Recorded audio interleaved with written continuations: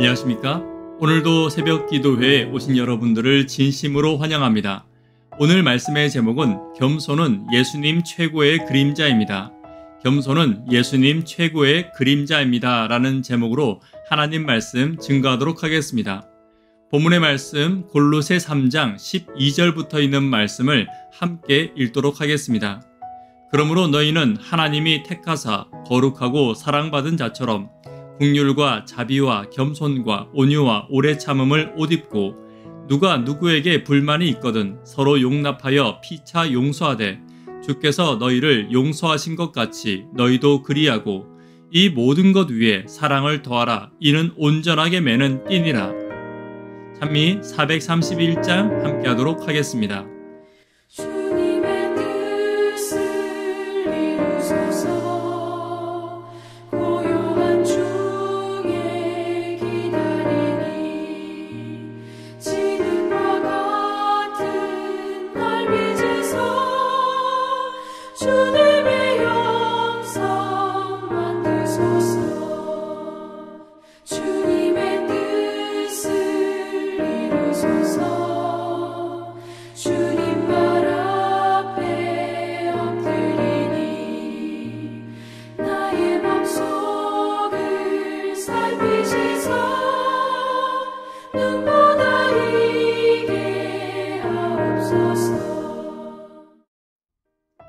골로새 3장 12절부터 있는 말씀을 다시 한 번 더 함께 읽습니다. 그러므로 너희는 하나님이 택하사 거룩하고 사랑받은 자처럼 긍휼과 자비와 겸손과 온유와 오래 참음을 옷 입고 누가 누구에게 불만이 있거든 서로 용납하여 피차 용서하되 주께서 너희를 용서하신 것 같이 너희도 그리하고 이 모든 것 위에 사랑을 더하라. 이는 온전하게 매는 띠니라. 성령이 그 속에 있는 자들과 없는 자들은 분명히 차이가 있습니다. 또한 하늘의 소망을 품고 사는 자들과 그리스도를 닮으려고 애쓰는 자들의 삶은 소망이 없는 자들과 예수님이 없는 자들과 분명히 차이가 있습니다.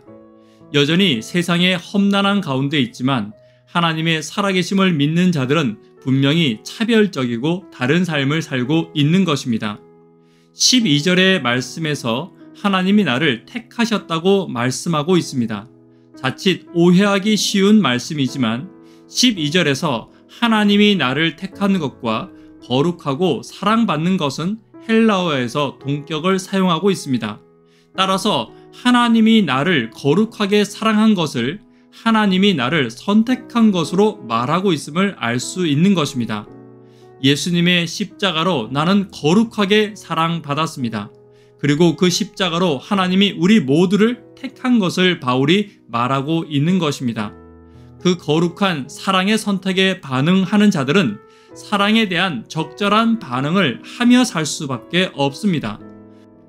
거룩한 사랑의 선택을 받은 자들은 어떻게 살아야 하는 것입니까? 첫 번째로 긍휼의 옷을 입어야 합니다. 12절입니다. 그러므로 너희는 하나님이 택하사 거룩하고 사랑받은 자처럼 긍휼과 자비와 겸손과 온유와 오래 참음을 옷 입고 오늘 하나님의 긍휼하심을 묵상하게 되기를 간절히 부탁드립니다. 긍휼은 하나님의 속성이자 예수님을 닮은 자들의 모습입니다. 교회의 지도자들은 자신들은 희생하지 않은 채 하나님께 바쳐진 제물과 헌물로 긍휼의 모양을 내세우려고 하는 자들이 있었습니다. 이것은 가식적이고 교만한 긍휼입니다. 긍휼함이란 하나님이 사랑으로 그분의 자녀를 살피듯 타인을 살피는 것을 긍휼이라고 말하고 있는 것입니다. 단지 선한 말을 하고 선한 행동처럼 보이는 행동을 한다고 해서 긍휼한 것은 아닙니다. 교회와 성도의 의무를 다한다고 해서 긍휼한 것도 아닙니다. 긍휼은 의무 이상의 사랑을 말합니다. 내 자녀를 불쌍히 여기듯 성도와 이웃을 사랑하고 희생하는 사랑을 말하는 것임을 예수님이 몸소 보여주셨습니다. 예수님의 긍휼을 나도 따를 수 있습니다. 비록 나는 부족하지만 예수님을 묵상하고 따라간다면 예수님의 보내신 성령이 분명히 나를 긍휼의 품성으로 인도하실 것입니다. 두 번째는 자비를 옷 입어야 합니다. 자비는 우리가 일반적으로 알고 있는 용서의 개념에서 시작됩니다. 자비의 원어는 친절과 상냥을 의미하는 단어입니다. 구약의 시편에서는 자비는 하나님이 자신의 백성들의 연약함으로 인해 분노하지 않으시고 죄로 인해 넘어지고 배반하는 백성들을 향해 보여주신 하나님의 용서와 친절을 의미하는 단어로 쓰였습니다. 또 신약에서 로마서는 하나님의 구원을 이루기 위해 베푸신 인자한 용서와 사랑의 모습을 표현하는 데 자비가 사용되고 있습니다.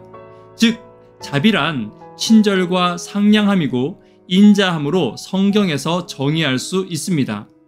마찬가지로 성도들은 타인에게 할 수만 있으면 친절해야 합니다. 그리고 상냥하게 말하는 법을 배워야 합니다. 이것이 자비입니다.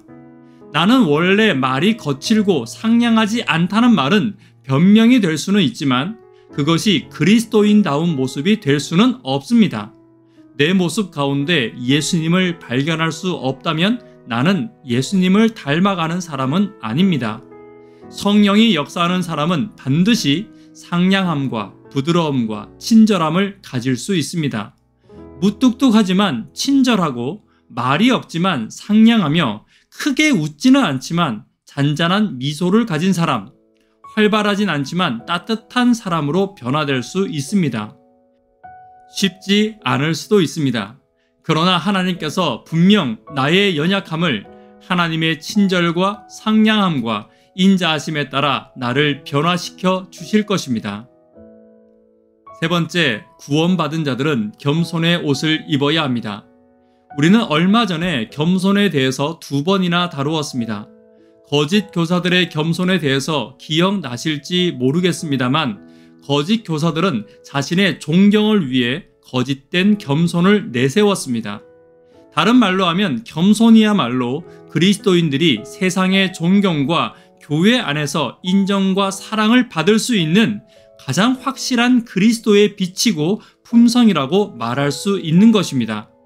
겸손한 사람은 예수님을 닮은 사람이고 우리는 겸손한 누군가를 볼 때 반드시 존경할 수밖에 없는 것입니다.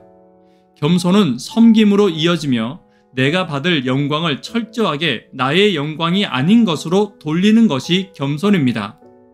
내가 혹 지금 영광 받는 것이 있다면, 내가 지금 축복받는 것이 있다면, 내가 지금 기뻐하는 것이 있다면 이것이 얼마나 큰 은혜인지 아는 것이 겸손입니다. 그리고 그 은혜에 대한 영광을 하나님께 돌리는 것이 겸손입니다. 그리고 상대를 나보다 낮게 여기는 마음에서 지금 내 옆에 있는 사람이 나에게 얼마나 큰 은혜인지 아는 것이 겸손입니다. 교회에서는 성도를 나보다 낮게 여기는 마음에서 내 옆에 있는 성도가 나에게 얼마나 큰 은혜인지 아는 것이 겸손입니다. 가정에서도 나의 가족들이 나에게 얼마나 큰 은혜인지 아는 자녀와 부모는 서로 겸손할 수 있습니다. 하나님이 나에게 주신 축복들이 분명히 있습니다. 그 축복들이 은혜라는 것을 아는 것이 겸손의 시작입니다. 그리고 은혜를 주신 하나님께 영광을 돌리는 것이 존경받을 만한 겸손이라는 사실을 잊지 않게 되시기를 간절히 바랍니다. 말씀의 결론 맺도록 하겠습니다. 겸손은 예수님 최고의 그림자입니다. 구원받은 자들과 그리스도의 은혜를 아는 자들의 삶은 분명히 드러나게 되어 있습니다. 긍휼로 드러나야 합니다. 자비의 옷을 입는 것으로 드러나야 합니다. 겸손의 옷을 입는 저와 여러분 되기를 간절히 바랍니다. 예수님의 품성이 구원받은 나의 품성으로 드러나는 저와 여러분 되기를 간절히 바랍니다. 기도 제목 나누도록 하겠습니다. 교회의 청년 학생 어린이를 위해서 기도 부탁드립니다. 특별히 수능이 얼마 남지 않았습니다. 수험생들을 위해서 더 깊이 기도해 주시기를 부탁드립니다.